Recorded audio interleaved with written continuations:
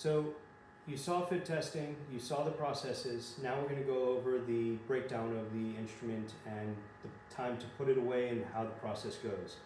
We're also going to talk a little bit about some common problems that do occur and the questions that I've gotten over the years of, well, what happens if this happens, or how do I handle this situation? So first and foremost, we're done with our fit testing for the day. How do we break it down? Well, number one you want to do is you want to make sure that you take the wick out, because once it dries, then it's not ready for the next shift or the next day of fit testing. So what we're going to do is we're going to go ahead and, well, first we can turn it off. Press the green button. It'll say, are you sure you want to turn the device off? Click yes. That'll stop the device. Then we're going to take the wick out. We're going to take that dust cap. Now you need to make sure that you put that dust cap back on the instrument, because you do not want dust getting into the instrument. And we're going to put that wick back into the existing alcohol there, so that way it has time to soak it up. One question that I was asked is, how many fit tests will it be before we have to replace the alcohol or soak the wick again? Depending on how long the wick has been soaked up, I would say usually 2 to 3 hours is about how long you can do fit test before it has to be soaked again. What happens is that if the alcohol is no longer present in the wick, you'll start getting some very weird numbers, and you won't know why, and you're like, what's going on? And a lot of times it's because the wick was not adequately soaked. So if you're going for a lunch or you're taking a break from doing the fit testing, the best thing is take the wick out, put the dust cap back on, and let it soak for that 10, 15 minutes or hour that you're going on your break. Then when you come back, use the wick again and put it back in that way.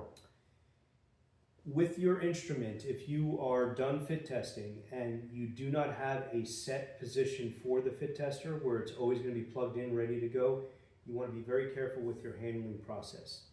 Mainly, do not pick it up and then drop it.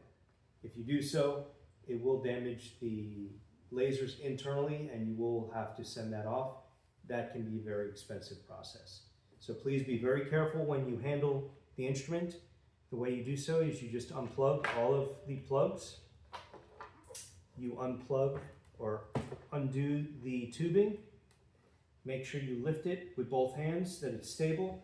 Take it over to the case, insert it into the case, and make sure that it is stable and in good condition with that. Close the case up, and that's the way you will put the instrument away.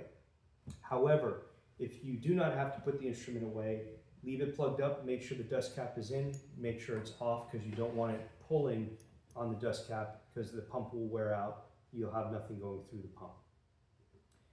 One of the other topics that I've been asked a lot is, how come I can't pass a fit test? One of the main reasons why people cannot pass fit tests is because of the particulate that's in the air.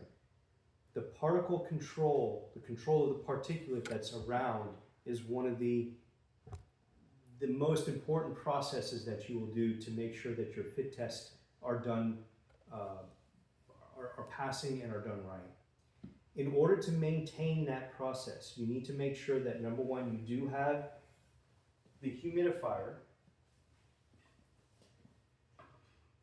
running a good amount of time before you start doing your fit test process.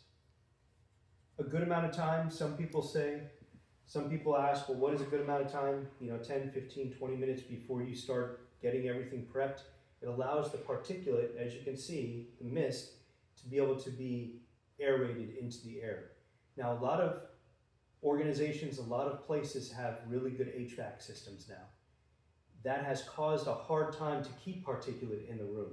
So you might have to shut a door, you might have to shut a vent on the top, and if you have a return in that room, sometimes I've encountered this where some people in hospitals or different facilities, they have like curtains that they could put up and do the fit testing inside the curtains. But the particles in the air is one of your most important processes in order to make sure that your fit testing process will go well. Once again, a good way to be able to know how much particle is in the air is going to your real time and making sure that you click on the ambient count, click on real time, and it'll allow you to see how much particle is in the air and if there's a sufficient amount.